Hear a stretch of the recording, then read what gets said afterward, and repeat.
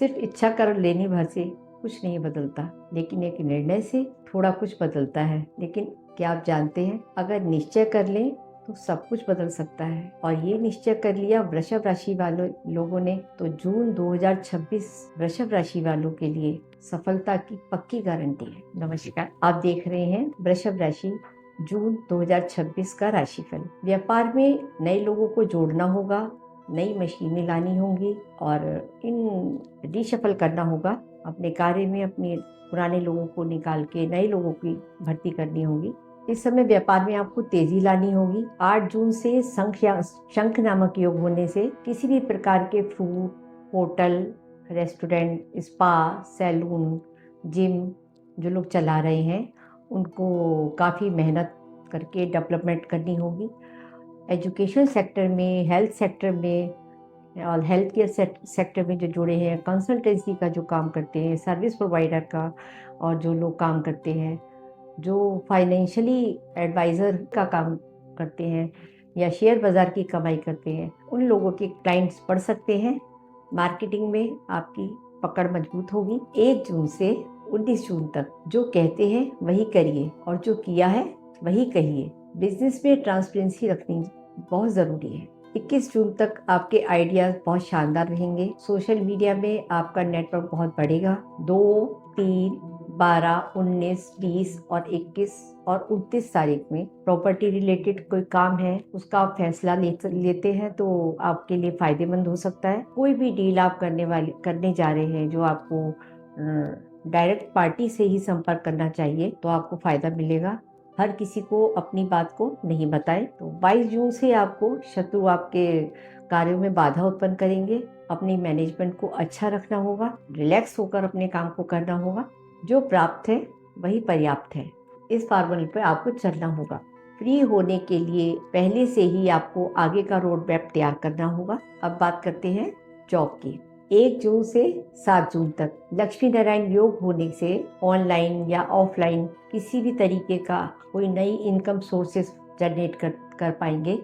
और ऑफिस की भी जो आप किसी जिम्मेदारी है जो आपको मिली हुई, जो ऑफिस की जिम्मेदारियां, उनको भी आप अच्छे से निभा पाएंगे। कैरियर नेचर से जो जुड़े हुए हैं तो उन लोगों को अपनी नेचर बिल्कुल सॉफ्ट और पोलाइट रखनी चाहिए। आपको हर पल अवेयर रहना होगा और अपने काम पर ध्यान रखना होगा। 4, 5, 6, 17, 18, 24, 25 जून को नई रिस्पॉन्सिबिलिटी आपको मिल सकती है। जॉब के लिए भी अप्लाई कर सकते हो। किसी जॉब में प्रॉब्लम आ रही है तो बॉस से बात करके आप उसको बॉस से बात कर सकते हैं। फ्यूचर में प्रमोशन, पोस्टिंग आसान रहे, इसके सिलसिले में आप बॉस से बात कर सकते हैं। 8 जून से आप कुछ नया बिजनेस शुरू कर सकते हैं, तो यही टाइम आपके लिए काफ़ी परफेक्ट रहेगा। इस महीने पर्सनल और प्रोफेशनल यात्रा का अवसर भी आपको मिलेगा।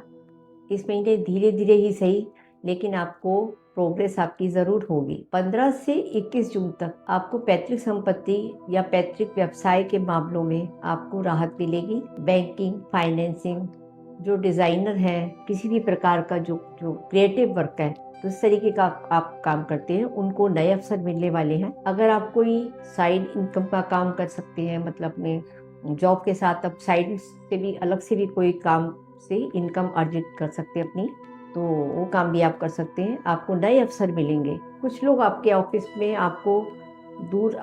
आपसे दूरी बनाकर रखेंगे और आपके खिलाफ चुगली करेंगे और आपको कुछ गलत शब्दों का आपके साथ प्रयोग करेंगे, क्रोध दिलाने की कोशिश करेंगे। तो आपको शांत रहना है और दूसरों की बातों में नहीं पड़ना है। 1 जून से पति पत्नी के रिश्तों में सुधार आएगा और विवाह जिनका नहीं हुआ है तो उनको सच्चा और अच्छा जीवन साथी, लव पार्टनर भी अच्छा मिल सकता है। अच्छा जीवन साथी पार्टनर भी मिल सकता है। महिलाएं अपने बच्चों के लिए जो कर रही हैं वो आपके बच्चों का जीवन सुधार सकता है। इस समय परिवार में एकता का होना बहुत जरूरी है। इस टाइम पीरियड में पैतृक संपत्ति के विवाद आपके समाप्त हो जाएंगे। 26 जून से लव पार्टनर के साथ इमोशनल अटैचमेंट बढ़ेगा। जून के महीने में परिवार और बच्चों के साथ आप किसी अच्छे यात्रा का अच्छा मौका मिलेगा। 8 जून को लर्निंग से आपको एक्स्ट्रा अर्निंग दे सकती है। अगर आप कोई काम को पहले से लर्निंग कर लेते हैं तो उसमें आपको अच्छी इनकम हो सकती है। 20 जून से पति पत्नी में आपसी सलाह से कोई काम करने ही चाहिए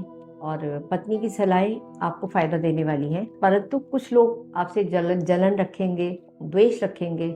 हर हाल में आपको अवेयर रहना है। महीने की शुरुआत से 14 जून तक जो लोग गवर्नमेंट जॉब की तैयारी कर रहे हैं या जॉब की पढ़ाई कर रहे हैं, उन लोगों का आत्मविश्वास काफी बढ़ने वाला है। स्टूडेंट आर्टिस्ट के लिए भी ये समय बहुत अच्छा है। आप लोगों को बहुत अच्छे आइडियाज मिलेंगे। दूसरे राज्य में, विदेश में जाकर पढ़ाई के अवसर भी आपको मिलेंगे। छूटी हुई पढ़ाई जो आपकी पिछले कभी छूट गई थी पढ़ाई, आप उसको फिर से स्टार्ट कर सकते हैं।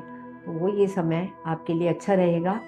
15 जून से 21 जून तक banking, financing, accountancy, business management और कंसल्टेंसी की जो पढ़ाई कर रहे हैं, ऐसे लोगों को थोड़ा पेशेंस रखकर आगे बढ़ना चाहिए। 20 जून से इंजीनियरिंग, मेडिकल, एरोनॉटिकल इंजीनियरिंग, इससे संबंधित लोगों की स्ट्रेंथ बढ़ने वाली है। इससे प्रैक्टिस करके आप आगे बढ़ने वाले हैं। इसमें आपको लगातार प्रयास आपको हर कदम एक कदम आगे रख सकता है। 19 जून तक मेडिकल एक्सपेंसिव बढ़ सकते हैं। इससे बचने के लिए कुछ उपचार है तो करिए आप। इससे बचने के लिए जो उपचार आप कर सकते हैं, जो बचाव आप कर सकते हैं, वो आप करिए। कंफर्ट जोन में जरूर रहिए, परंतु योग, प्राणायाम, व्यायाम, ध्यान, चिंतन पर ध्यान जरूर देना चाहिए आपको। ओवरऑल हेल्थ अच्छी रहेगी, परंतु 14 जून के बाद यात्राओं में कोई इन्फेक्शन आपको परेशान कर सकता है। उपाय की बात करते हैं तो 5 जून को